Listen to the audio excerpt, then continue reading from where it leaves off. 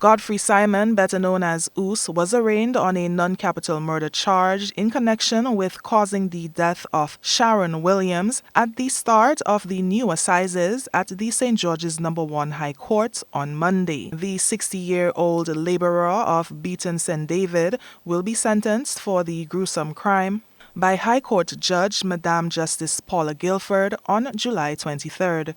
Simon is being represented in the matter by attorney Jerry Edwin, who explains the reasoning behind the swift handling of the case, which dates back to October last year. The matter has moved quickly through the criminal justice system on account of a paper committal process, which replaces a preliminary inquiry.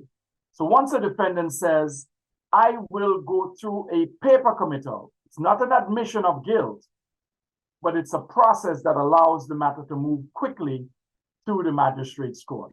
Attorney Edwin disclosed his mitigating plans to rely on evidence to be accumulated in the psychiatric and other reports that have been requested by the court ahead of sentencing. I believe that in this case, the psychological and psychiatric evidence would indicate that Mr. Simeon suffers some psychiatric impairment. So we will, in the first instance, rely on the psychiatric evidence.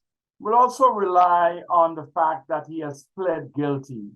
Williams, a mother of 6, was repeatedly beaten to her death with a plank just outside her home on October 31st. Last year, following a heated verbal argument with her now convicted killer earlier that morning. Her death came more than a decade after she ended a romantic relationship with her killer after he chopped and severed one of her hands. Simon had served a 7-year custodial sentence at the Richmond Hill prison for the offense of maiming and was released back into the Beaton community where the deceased lived with her family.